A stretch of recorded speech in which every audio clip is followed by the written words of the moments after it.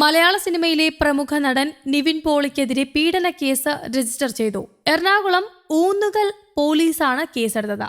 സിനിമയിൽ അവസരം വാഗ്ദാനം ചെയ്ത് ദുബായിൽ വെച്ച് നിവിൻ പോളി പീഡിപ്പിച്ചുവെന്നാണ് യുവതിയുടെ പരാതി. കേസിൽ 6ാം പ്രതിയാണ് നിവിൻ പോളി. നിർമ്മാതാവ് AK സുനിലാണ് 2ാം പ്രതി. അതേസമയം അമ്മ സംഘടനയിലെ ഭാരവാഹികൾ രാജിവെച്ചത് ഷോക്കായിരുന്നെന്ന് നടി പത്മപ്രിയ.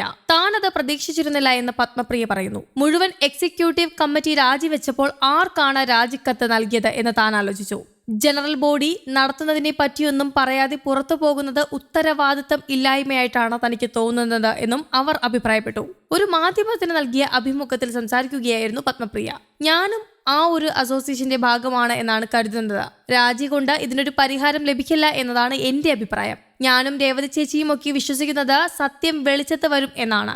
എനിക്ക് കിട്ടിയതെല്ലാം മലയാള സിനിമയിൽ നിന്നാണ്. WCC ആരംഭിച്ചപ്പോൾ പലരോടും സംസാരിച്ചപ്പോൾ അവർ പറഞ്ഞത് ഇത് ആവശ്യമില്ലാത്തതാണെന്നാണ്. എന്നാൽ ഹേമ കമ്മിറ്റി റിപ്പോർട്ട് പുറത്തു വന്നപ്പോൾ നിങ്ങളുടെ പോയിന്റ് ഓഫ് വ്യൂ മനസ്സിലായെന്നും പറഞ്ഞ് മെസ്സേജ് അയച്ചവരുമുണ്ട്. എനിക്ക് 25-26 വയസ്സുള്ളപ്പോൾ ഇപ്പോഴത്തെ ഒരു ലീഡിംഗ് പ്രൊഡക്ഷൻ മാനേജർ എന്നോട് ചോദിച്ചു, ഇത്രയും വയസ്സായില്ലേ, പ്രായമായില്ലേ, ഇനി നിർത്തിക്കൂടെ എന്ന്. ഇതാണ് കാഴ്ചപ്പാട് എന്നും പത്മപ്രിയ വ്യക്തമാക്കി. മലയാള സിനിമയിൽ പവർ ഗ്രൂപ്പ് ഉണ്ടെന്നും താരം പറഞ്ഞു.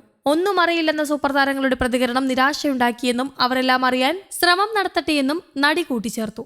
അതേസമയം ബംഗാളി നടിയുടെ ലൈംഗിക അതിക്രമ പരാതിയിൽ മുൻകൂർ ജാമ്യം തേടി സംവിധായകൻ രഞ്ജിത്ത് ഹൈക്കോടതിയിൽ. താൻ നിരപരാധിയാണ്, കേസിൽ ഉൾപ്പെടുത്തിയത് ഗൂഢലക്ഷ്യത്തോടെയാണ്. സംഭവം നടന്ന് 15 വർഷത്തിന് ശേഷമാണ് പരാതി നൽകിയിരിക്കുന്നത് എന്നുമാണ് ഹർജിയിൽ പറയുന്നത്. 2009 പാലേരി മാണിക്യം സിനിമയുടെ ഓഡീഷനിടെ രഞ്ജിത്തിൽ നിന്ന് ദുരനുഭവം നേരിട്ടെന്ന CPM ആക്ടിവിസ്റ്റ് കൂടിയായ നടി പരാതി നൽകി. ഇതിനു പിന്നാലെ എറണാകുളം നോർത്ത് പോലീസ് രജിസ്റ്റർ ചെയ്ത കേസിലാണ് രഞ്ജിത്ത് മുൻകൂർ ജാമ്യം തേടി ഹൈക്കോടതിയെ സമീപിച്ചത്.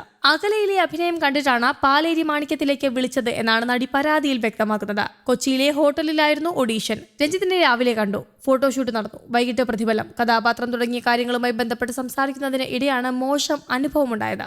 അടുത്തേക്ക് വന്ന് ആദ്യം വളകളിൽ തൊട്ടു, മുടിയിൽ തലോടി, കഴുത്തിലേക്ക് സ്പർശനം നീണ്ടപ്പോൾ ഇറങ്ങിയോടി. ടാക്സി വിളിച്ച് ഹോട്ടലിലേക്ക് പോയി. ഹോട്ടൽ മുറിയിലേക്ക് കടന്നു വരുമോ എന്ന് ഭയപ്പെട്ടുകൊണ്ട് രാത്രി ഉറങ്ങാനും സാധിച്ചില്ല. തിരിച്ചു പോകാൻ വിമാന ടിക്കറ്റ് ആവശ്യപ്പെട്ടെങ്കിലും കിട്ടിയില്ല.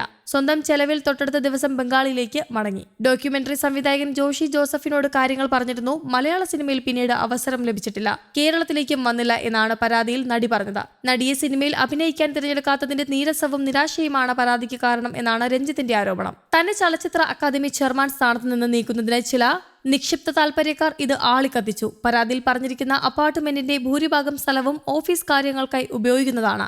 ബംഗാളി നടി അപ്പാർട്ട്മെന്റിൽ ഉണ്ടായിരുന്ന മുഴുവൻ സമയവും അസോസിയേറ്റ് ഡയറക്ടർമാരായ ശങ്കർ രാമകൃഷ്ണൻ, ഗിരീഷ് ദാമോദരൻ, നിർമ്മാതാവ് സുബൈർ, ഓഫീസ് അസിസ്റ്റന്റ് ബിജു തുടങ്ങിയവർ ഉണ്ടായിരുന്നു. ശങ്കർ രാമകൃഷ്ണനാണ് സിനിമയെക്കുറിച്ച് നടിയുമായി ചർച്ച നടത്തിയത്. ശങ്കർ സ്ഥലത്തുണ്ടായിരുന്നു എന്ന കാര്യത്തെക്കുറിച്ച് പരാതിയിൽ നടി മൗനം പാലിച്ചിരിക്കുന്നത് ഇതിലുൾപ്പെട്ടിട്ടുള്ള വഞ്ചന വ്യക്തമാക്കുന്നതാണ്. അടുത്തിടെയാണ് തന്റെ കരൾ മാറ്റിവെക്കൽ ശസ്ത്രക്രിയ നടന്നത്. നിരവധി അസുഖങ്ങളാൽ ബുദ്ധിമുട്ടുന്നുമുണ്ട്. അതിനാൽ കസ്റ്റഡിയിലെടുത്ത് ചോദ്യം ചെയ്യേണ്ട ആവശ്യമില്ല. അന്വേഷണവുമായി സഹകരിക്കാൻ തയ്യാറാണ്. ഗോസിപ്പുകളിലോ വിവാദങ്ങളിലോ മറ്റ് ആരോപണങ്ങളിലോ ഉൾപ്പെടാതെ കഴിഞ്ഞ 37 വർഷമായി സിനിമാ രംഗത്തുള്ള ആളാണ് താനെന്നും സംവിധായകൻ ജാമ്യ ഹർജിയിൽ വ്യക്തമാക്കി. News desk, Kerala Kaumudi.